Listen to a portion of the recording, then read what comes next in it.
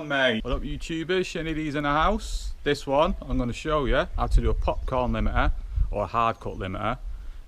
It's going to be for 15p Discovery or a Defender. So it's like a DIY thing. You'll be able to do it yourself with a little bit of free software. So I'll guide you through that one.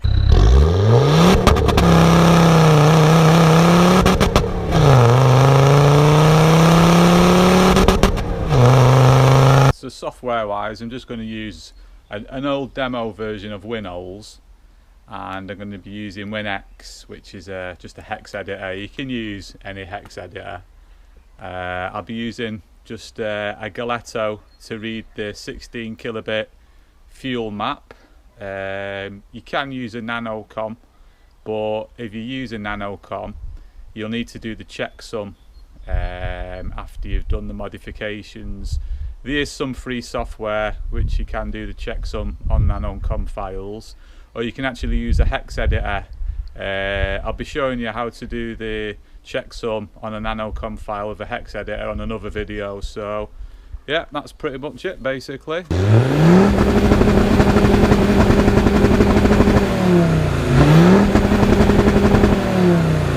So this is TD5 map editor 201. It's just a free download. It's quite a good bit of software really. I don't really use it, but I'll just show you where the torque limiter is. So we'll open a standard file. So we'll just open the 15p file. Further down, let's get a Defender one. So we'll open a EU3 Defender file. I don't want to enable any presets.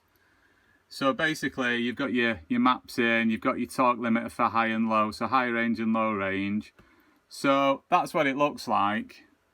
Now you can modify the data with this piece of software, but you can't change the RPMs. So I won't be able to change the RPM to just give it a closer range. So we'll be using WinOLS to do that. But that's what you're looking for anyway. You're looking for that. And I'll show you what that looks like in WinOLS.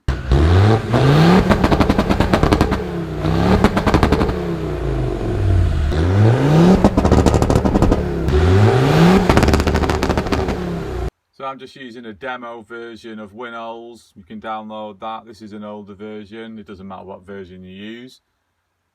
Click New there, and then click File, and then click OK. And then find your file that you read, either using your nanocom or other equipment earlier on. Open that file. Just ignore previous projects.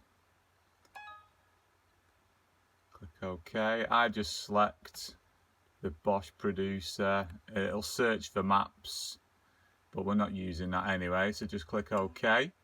So that's your file open. So just click on 2D. It's not very good on my phone, this. Then at the top here, you want to click 16-bit data. And then you want to click the low-high. So click that. And you get a better view of the maps at the bottom in two-dimensional view. So we're looking for the torque limiter. So we know what it looks like, the torque limiter.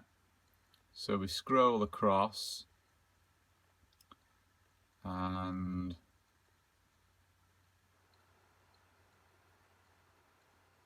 there it is. So here's your torque limiter here. So then we need to select that,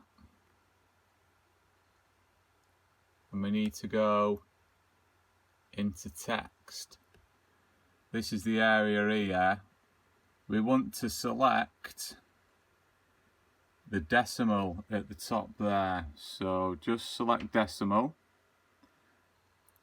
So if we look at the data, basically it tells us just after the axis details that we've got a one-dimensional map, because one is one axis, by 18. So if we go past the 18 and past the 1 and we count 18, that's 1, 2, 3, 4, 5, 6, 7, 8, 9, 10, 11, 12, 13, 14, 15, 16, 17, 18, and then on after you select 18.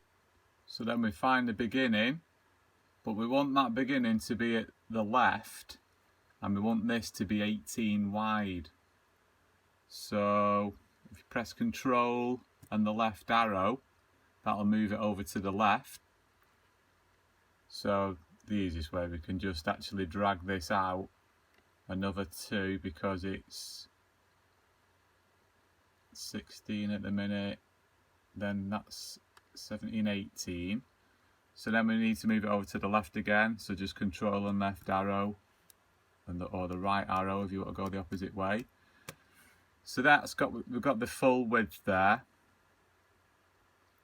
Let's just drag this out so we can see them all.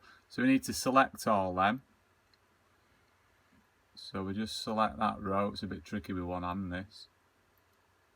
Just get it over there. And then what you want to do there is select the map. Now there's a preview, so if you go up to the top,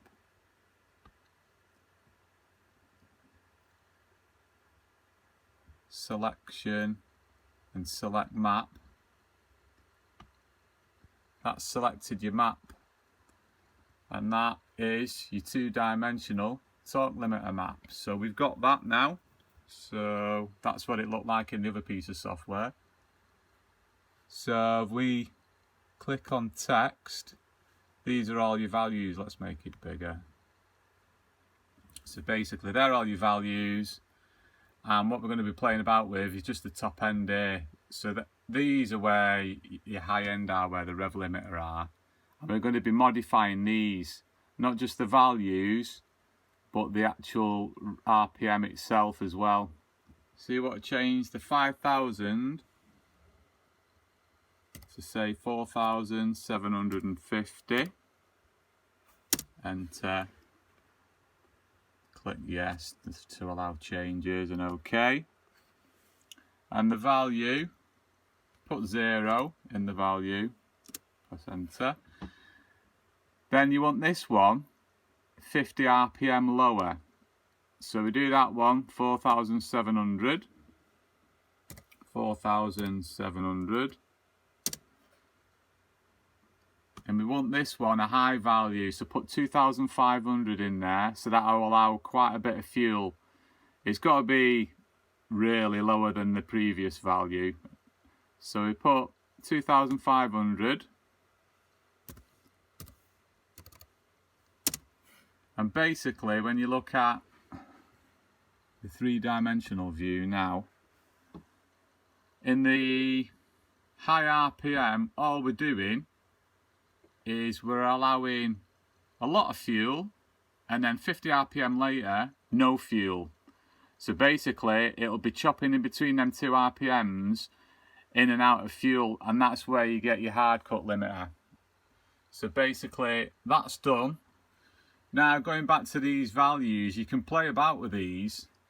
So basically, where you've got your RPM at the top threshold, you can play with this, you can reduce it if you want. I just find about 50 between both of them is a good sort of area to get a good hard cut. Now you can reduce it, so you can have say 40 between them, or you can increase it. If you increase it, then you tend to get more of a space in between each bang. If you decrease it, it's more of a faster hard cut.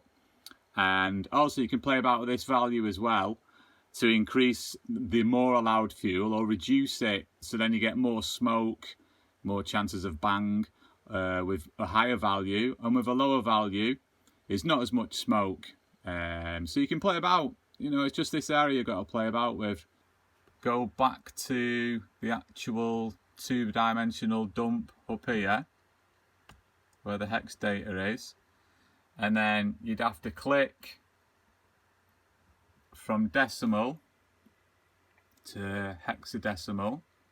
So we go from decimal, click it back to hexadecimal, and then you've got the modified, there's only a couple of values there of the hexadecimal data that you've modified.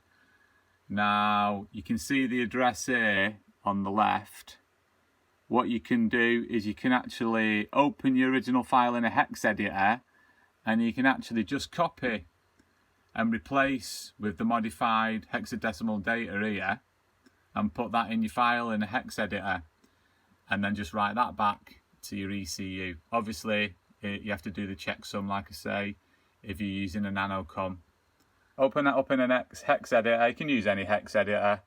So we're going to go back to WinOLS and just look at the address of where the changes are. So you can see on the end here it's 183A. So go down to the hex editor and just go down to the address where the area is what to modify. So there we go there, 183. So we're in this area here. Yeah, so we go back to WinOLS, and the unmodified area there is 11F8 just before the modified area. So we look for 11F8 on the line. So we've got 11F8 there. So that's the same as the original. So we've got to modify the data after it. So on this it's 12F2. And in WinOLS, with the modified data we need to put in the hex editor is 125C, 1280.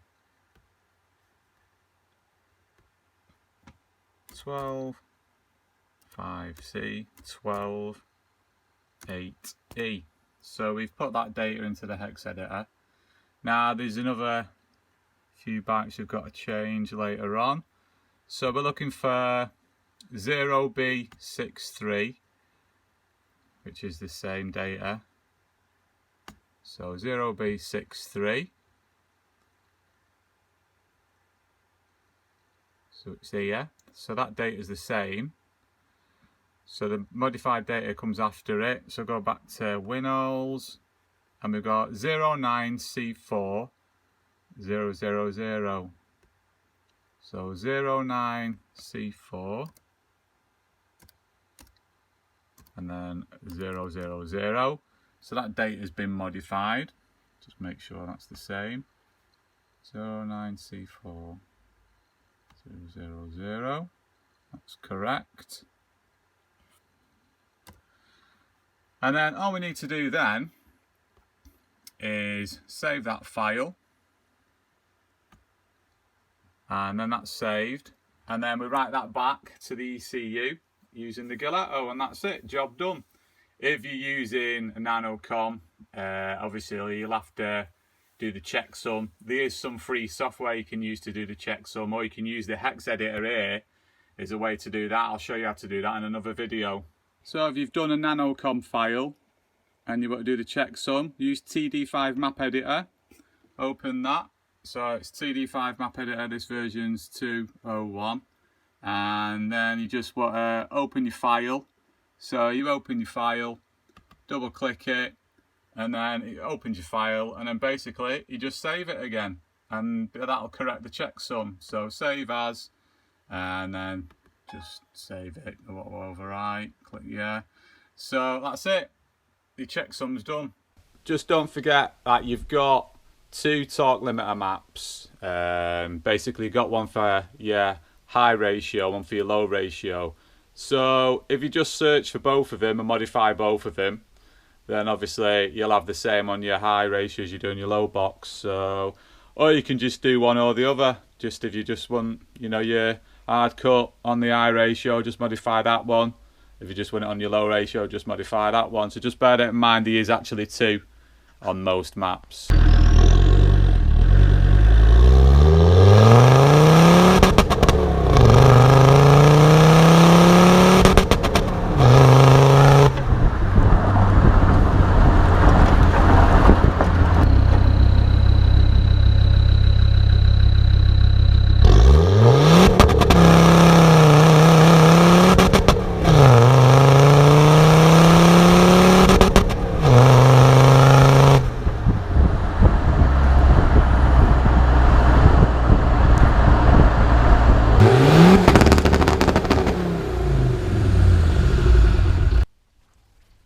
popcorn, mate.